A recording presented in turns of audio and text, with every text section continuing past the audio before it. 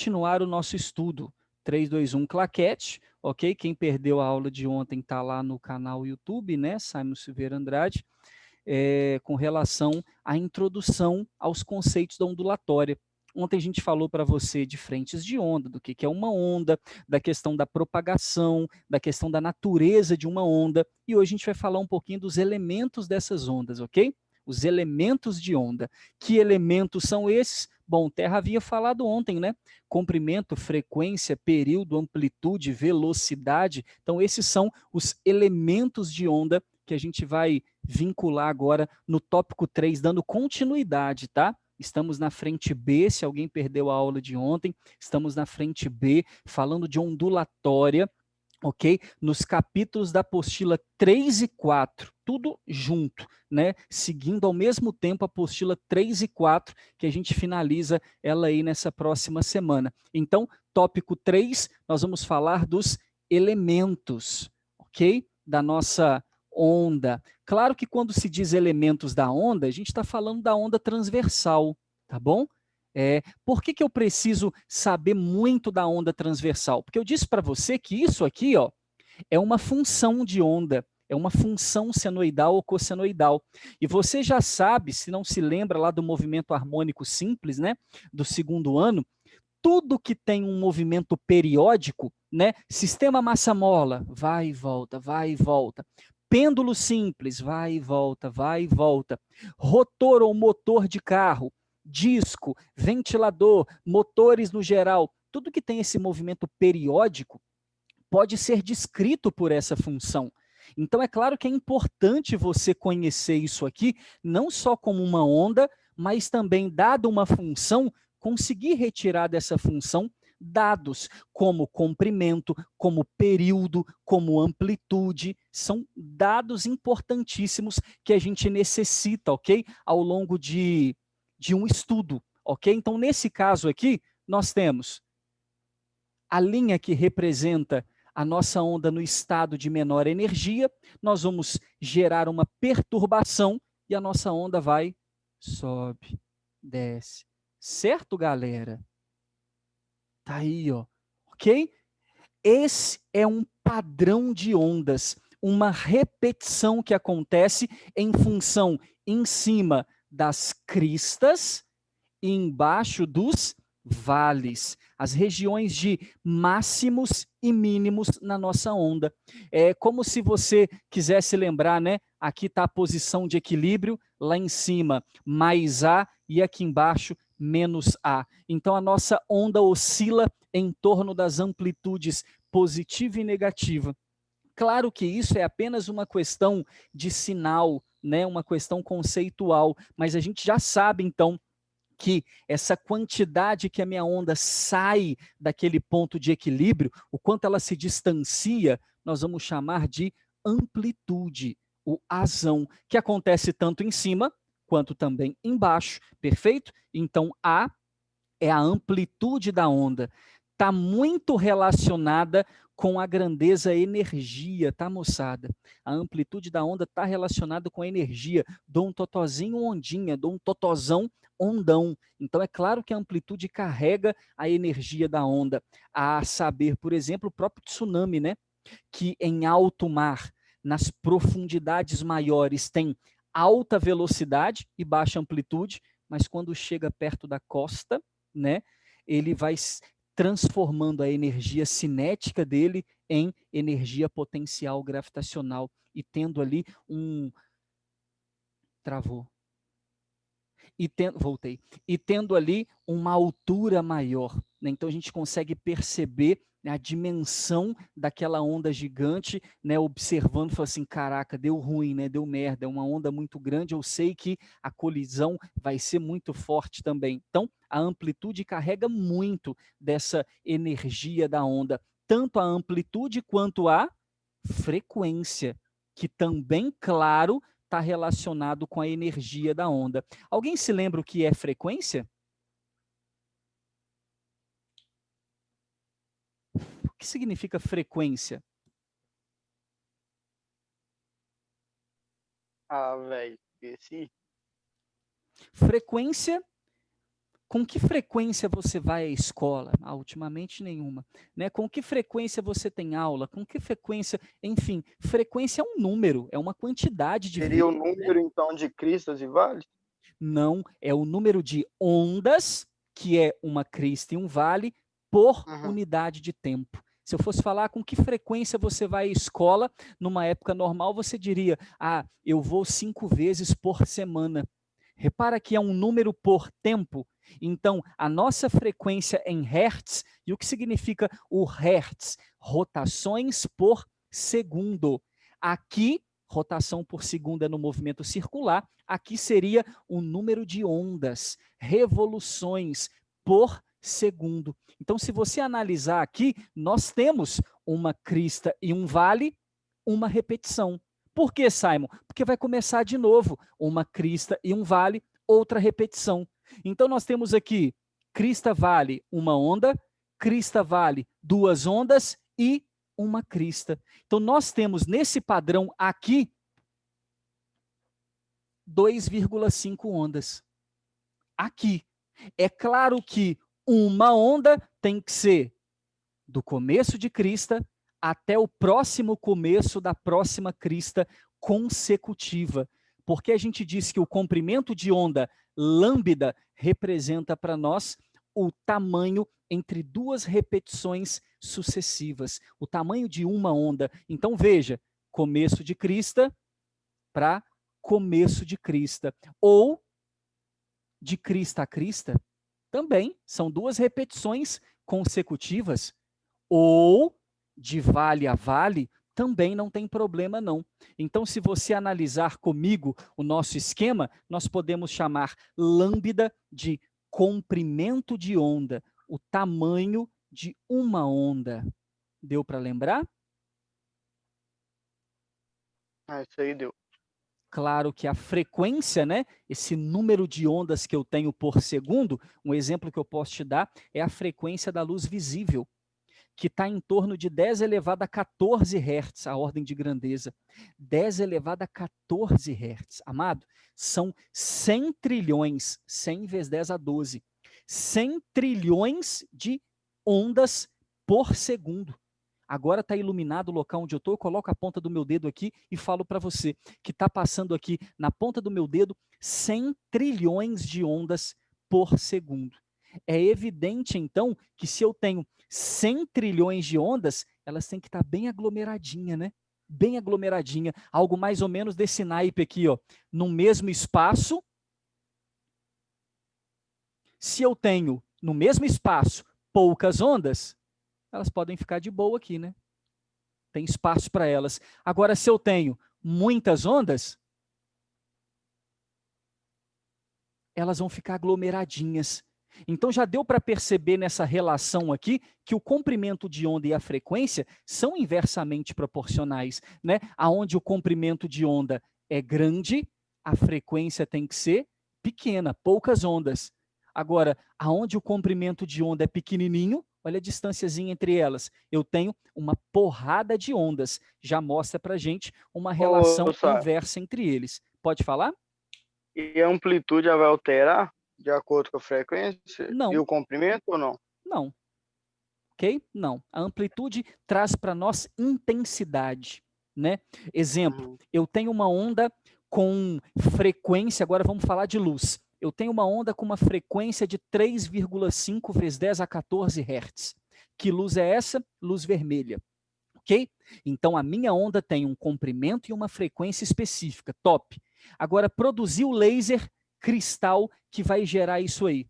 Se eu meter muita energia no laser, eu vou ter um laser muito intenso. Ou seja, continua vermelho, ou seja, continua com a mesma frequência, o mesmo comprimento de onda, porque isso é a cor, só que se eu aumentar na intensidade, eu vejo uma luz mais forte. Então entenda que a energia é uma combinação. Consegue compreender isso? Exemplo, duas luzes de mesma amplitude, uma vermelha e uma azul. Elas têm a mesma amplitude, tá bom? Qual delas é a mais energética? Simon, energia é vinculado à amplitude e frequência. Como a amplitude é igual, mas a azul tem maior frequência, a azul tem mais energia. Legal, top. Agora, é claro que eu posso combinar e colocar a vermelha com a mesma energia da azul. Claro, né? Ela tem baixa frequência, não tem? Mas basta eu arrumar uma forma de aumentar demais a amplitude dela, a intensidade dela, tá bom?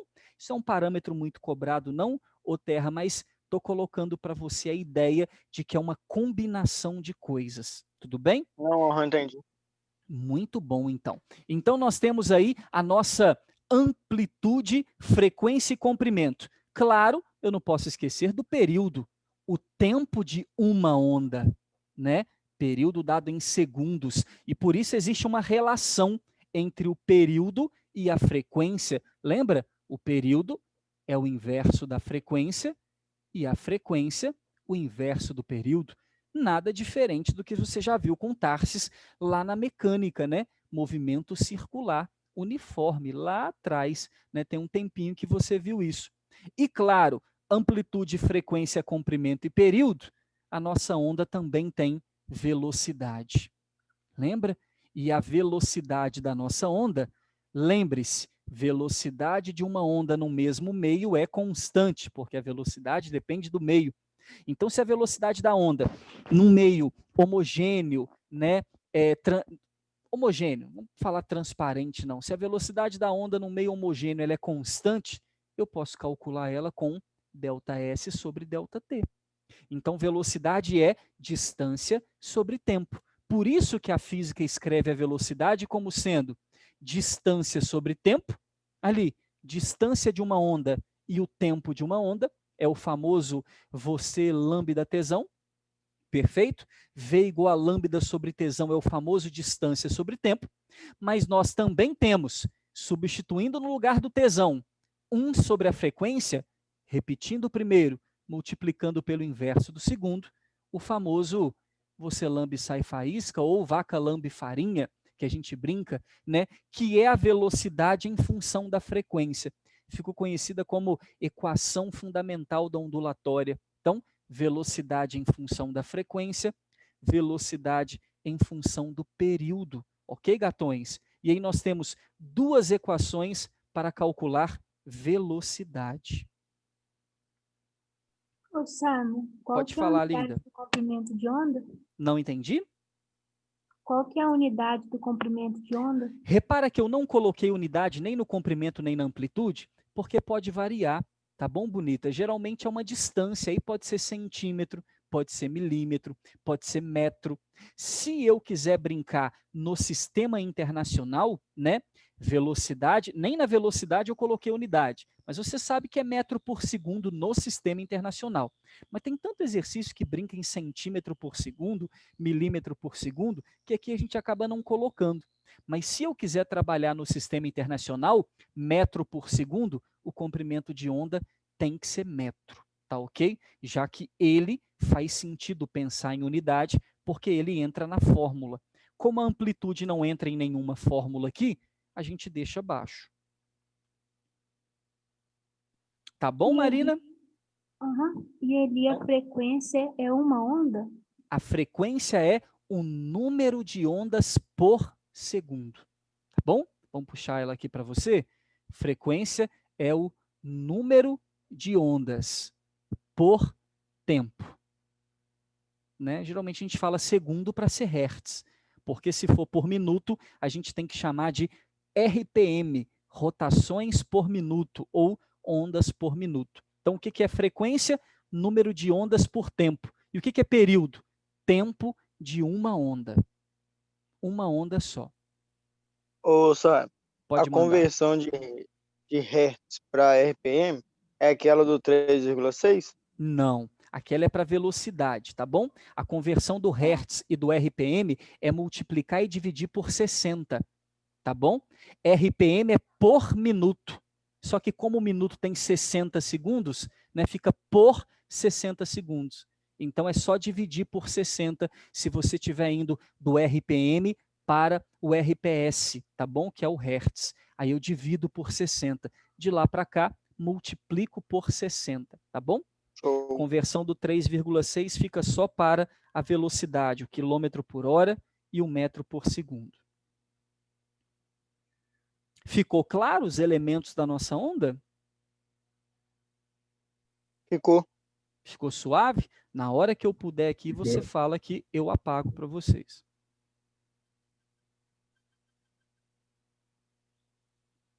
Por mim tá de boa.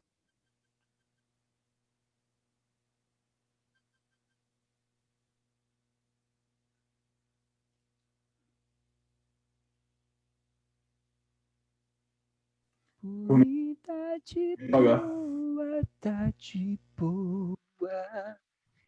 Então eu vou apagar. Show. Agora, temos uma observação aqui dentro. O que seria isso, Simon? Especificamente para cordas. Por isso que eu vou colocar aqui um bitelo de um asterisco e vou escrever assim, ó, em cordas. Simon, como assim? Onda em corda não tem velocidade, comprimento, amplitude, frequência? Claro, tem tudo, normal, ok? Mas eu sei que para uma corda eu gerar um pulso nela, eu preciso realizar nessa corda, e claro, né? Esse pulso vai ter velocidade, não é isso? Tá ali. Simon, por que você está chamando isso de pulso? Porque não tem uma crista e um vale para eu chamar de onda. Se eu pegar a minha corda e ficar balançando, eu vou ver ondas. Legal. Agora, se eu der um totozinho só, eu gero nela o que a gente chama de pulso. O que é o pulso? Meia onda, né? Olha lá, uma crista ou só um vale. Isso é um pulso, meio comprimento de onda, tá bom? Vamos anotar aqui para você. Olha lá. Isso é um lambda sobre 2, né? Também conhecido como pulso. Ah, legal, Simon. Um pulso. Não deixa de ser uma energia, né? Não deixa de ser uma energia. Né? Eu só não vou chamar de onda, porque você já sabe que a onda é composta de uma crista e um vale. Vou marcar aqui para você especificamente. Está ali, ó. Ok? Isso é o que nós chamamos de uma onda. Ela sempre tem que, lá, dividindo a crista e o vale no meio. Fizemos muito isso no segundo ano, né? Ano passado. 1, 2, 3 e 4, a nossa onda sempre tem que estar equivalendo a 4 partes. Né? Eu lembro que eu chamei de quartinhos de onda lá no segundo ano. Mas tá, recapitulando aqui. Eu preciso para esse pulso que uma força seja aplicada nessa corda. Perfeito? Então, é necessário que uma força seja aplicada nessa corda. Agora, é claro que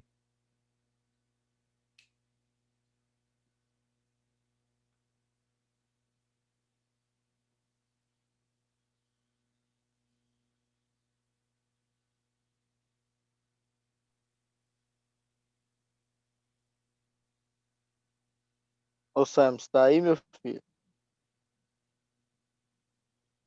vocês estão me ouvindo? Assim, Tô. Show. conexão caiu? É claro, eu não sei, velho. Vocês escutaram até que horas? É claro que. Aí você sumiu da tela. É claro que É claro que. vocês não escutaram que depende da corda? Não. Então Não. vamos recapitular. Você sumiu da tela e do nada. É claro que essa força vai causar um pulso na minha corda, mas esse pulso, a velocidade desse pulso, vai depender de quem? Da minha corda. Pensa uma força de 100 newtons num barbante. Top, vai gerar um pulso.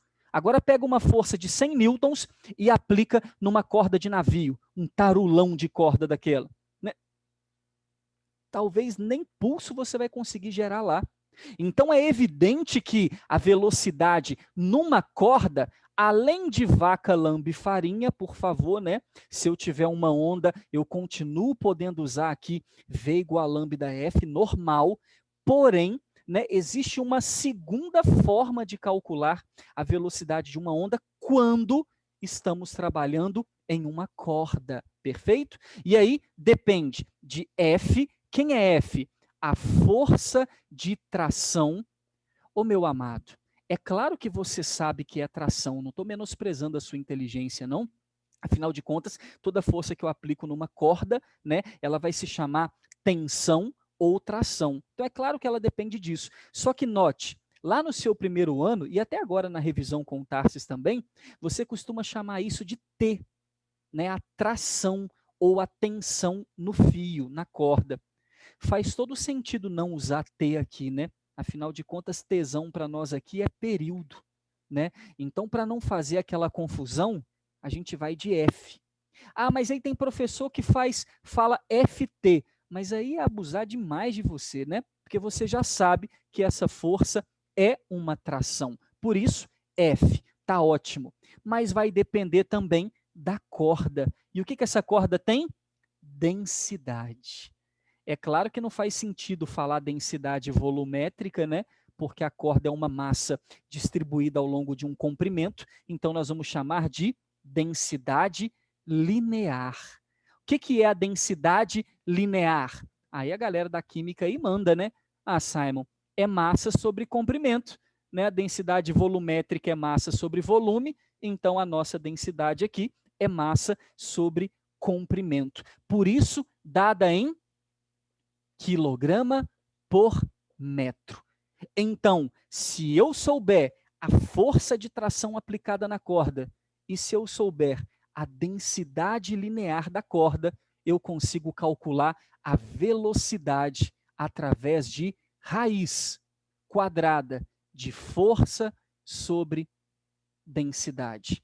Essa é a equação para velocidade. Simon, não posso usar vaca, lambe, farinha, não? Claro que pode, se você tiver esses dados, né? Mas tem um monte de exercício que começa, a fulano aplicou uma força de 100 newtons numa corda de densidade linear 2,5. Aí você fala assim, e lascou, qual que é o comprimento e a frequência? Não sei, logo não sei calcular a velocidade. Pera lá, né? Você está aprendendo aqui um novo jeito, aprendendo não, vai, relembrando um novo jeito de calcular a velocidade de uma onda, porém, somente em cordas.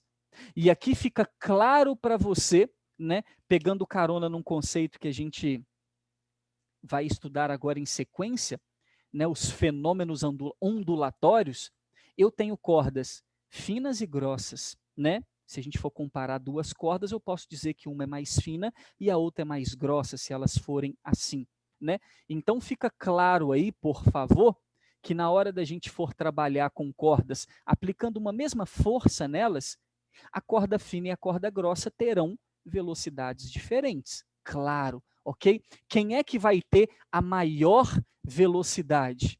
Simon, com certeza aquela que tiver a menor densidade. E é claro que você sabe que se você pegar e aplicar uma força numa corda fina e aplicar uma força numa corda muito grossa, a muito grossa sempre tende a ser mais lenta, né?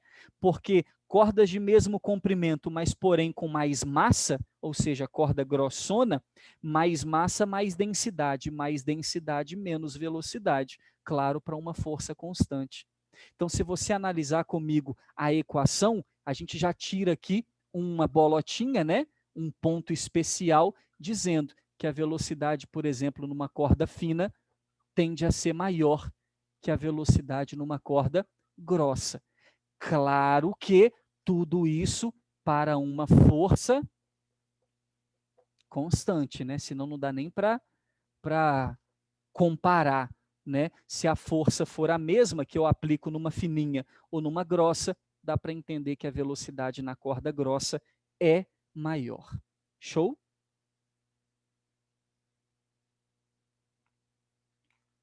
Muito difícil essa parte? Isso aí é mais fácil do que aquela matéria lá, Qual? eletromagnetismo. Com certeza. Com certeza, concordo com você. É mais fácil mesmo, é sossegado. Podemos apagar? Pode, pode. Pode, pode.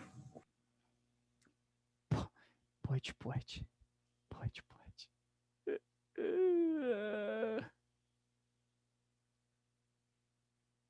Tá na mão de vocês então, hein? pagado.